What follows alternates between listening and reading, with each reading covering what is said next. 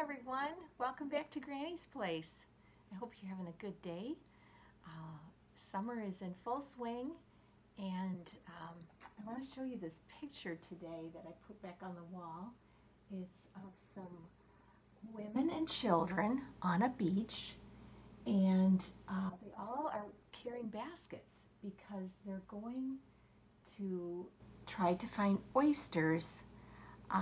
I think they're going to dig down in the sand and they're going to find oysters.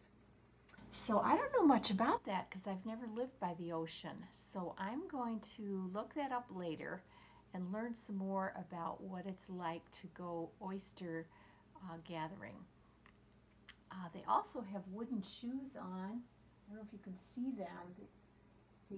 The women have wooden shoes on because I think they're somewhere in Europe, but probably in Holland. So that's where our ancestors were from. Another thing I'm going to show you is that I've been transplanting some plants indoors. This was a very, very tiny little plant. It was in a basket and it needed more room to grow. So I put it in this larger pot, and it's already grown a lot since then. So sometimes that's all they need is just a little more room, and then they grow much bigger. I've also been outside a lot, and one of these days I'll take you out there.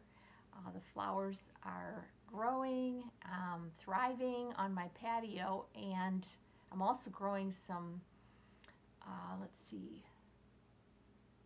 sunflowers. I've got them in a pot, and they're already about like a foot tall. So can't wait to see those sunflowers in the fall. Today I have a couple books for you. This one is called Curious George Goes to the Chocolate Factory. And the other one is Curious George and the Hot Air Balloon. So summer is a good time to be curious. Summer is a good time to be outside a lot. And that's one thing I like about Curious George is that he's always curious. So let's read the one about the hot air balloon together.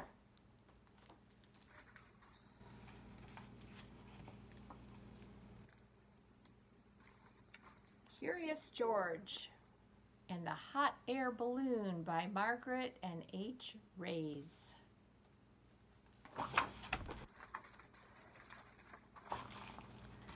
This is George. George was a good little monkey and always very curious. He was on a trip with his friend, the man with the yellow hat. It was the end of their vacation, and they wanted to make just 2 more stops. They were in South Dakota, of course. They went to see Mount Rushmore. George had never seen anything like it. These are the faces of the 4 great presidents, a tour guide said. George Washington, Thomas Jefferson, Theodore Roosevelt, and Abraham Lincoln. Look, said a girl, there's something crawling on George Washington's head.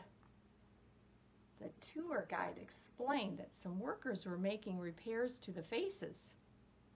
George watched the workers. Then he saw a helicopter fly by. It was taking tourists for a close-up look. George thought that would be fun. Maybe we can take a ride later, the man said. But now we need to leave or we'll be late for the hot air balloon race. So they got back into their little blue car, and before long, they came to a whole field of hot air balloons.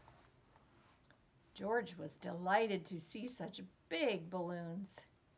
He liked their spots and stripes and stars, but his favorite had a picture of a bunny on it. There it is. one balloon was not yet up in the air. Its owner was hurrying to fill it as a newspaper reporter took pictures. The man with the yellow hat watched the balloon on the ground, but George watched the balloons in the sky. He was curious, why didn't they fly away?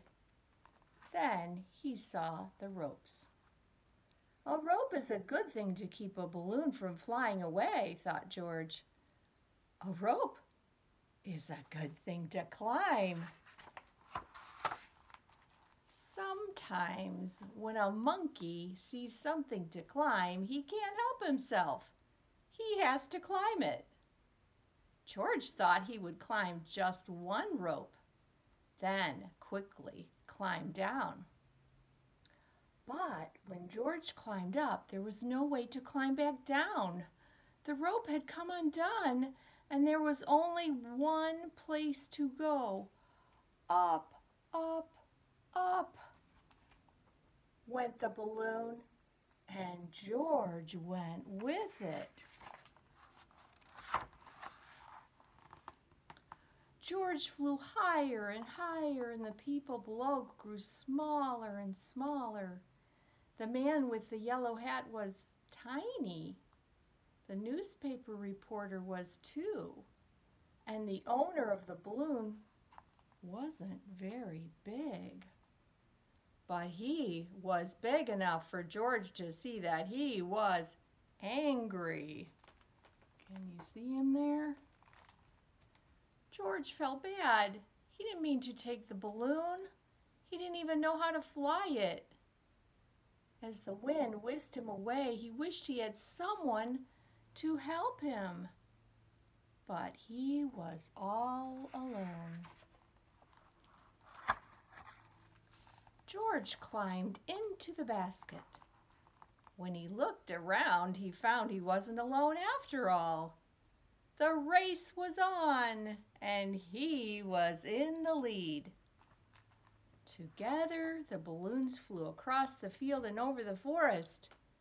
Now George was having fun. But before he knew it, George was alone again, and all the fun was gone. Flying by himself high in the sky, George was frightened. How would he ever get down? He wondered. Oh, if only he hadn't climbed that rope. Suddenly, the wind changed, and George saw something familiar. He was excited. Someone was sure to help him now.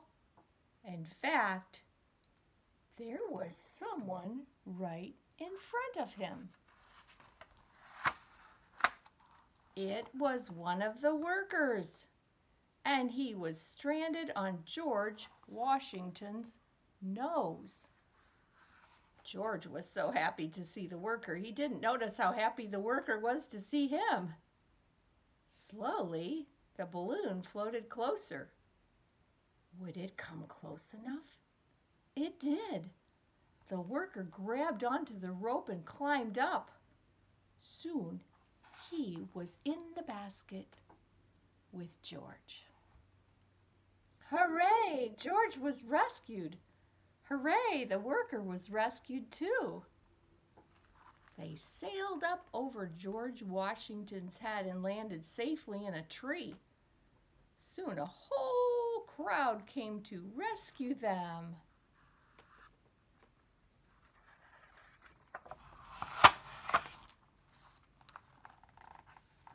The man with the yellow hat was happy to see George. The reporter was glad to have such an exciting story to report. And the owner of the balloon wasn't angry anymore. Everyone had seen the rescue.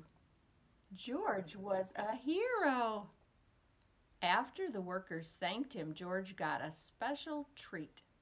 He got to ride in the helicopter. The helicopter flew George and the man with the yellow hat once more, past the presidents, Then back to the little blue cat. As they drove away, the man said, "That was some vacation, George." George agreed. It was an exciting vacation, but they were both very glad to go home. The end. What a great adventure story for this summer day. Thanks again for coming. I'll be back soon and we'll read the other Curious George story. Okay?